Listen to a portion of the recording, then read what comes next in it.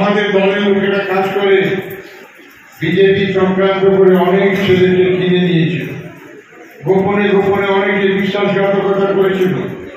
আমাদের কাছে খবর আছে। আমি ব্লক সভাপতি, অঞ্চল সভাপতিদের অনুরোধ করব, যারা দলের সঙ্গে বিশ্বাসঘাতকতা করেছেন তাদের চিহ্নিত করুন। আমি ইতিমধ্যেই বাঁকুড়া জেলায় 3 জন অঞ্চল সভাপতিকে বহিষ্কার করেছি, তারা দল বিরোধী কাজ করেছিল বলে। এই ব্লকেও অনেকে করেছে। আমার কাছে কিছু কিছু খবর আছে, আপনারা তাদের লিস্ট তৈরি করুন, সেগুলো আমাকে দিন, আমি যথা জায়গায় সেগুলো পৌঁছে দেওয়ার চেষ্টা করব। দুষ্ট গরুর চেয়ে শূন্য গরু অনেক ভালো। লোকসভা নির্বাচনে দলের যে অংশের নেতা কর্মীরা বিশ্বাসঘাতকতা করেছে তাদের চিহ্নিত করার পরামর্শ দিলেন বাঁকুড়ার সদ্য নির্বাচিত তৃণমূল সাংসদ অরূপ চক্রবর্তী। সাথে জানালেন তাদের বিরুদ্ধে দলগত ব্যবস্থা নেওয়া হবে।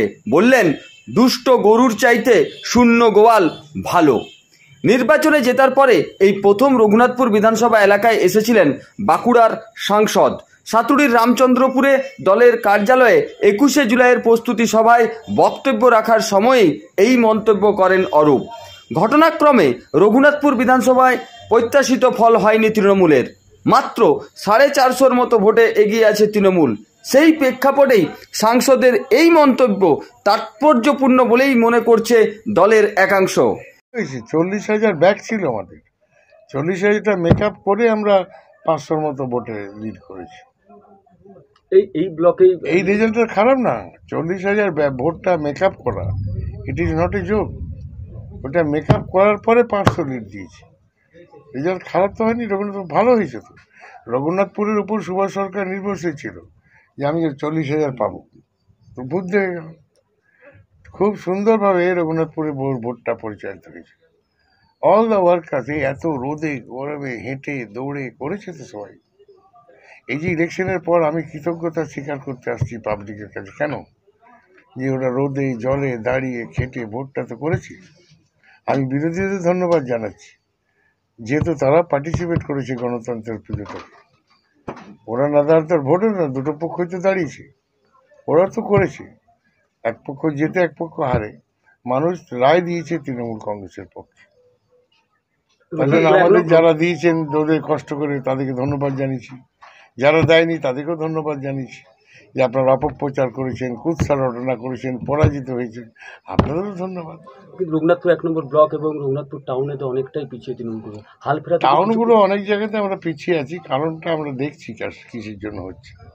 অনেক জায়গায় যেমন জঞ্জাট হয়, মানুষের যাতায়াত বন্ধ হয়ে যায়, দোকানদাররা রাস্তার উপরে ভিড় করে দেয়, এতে মানুষের ক্ষোভ হয়।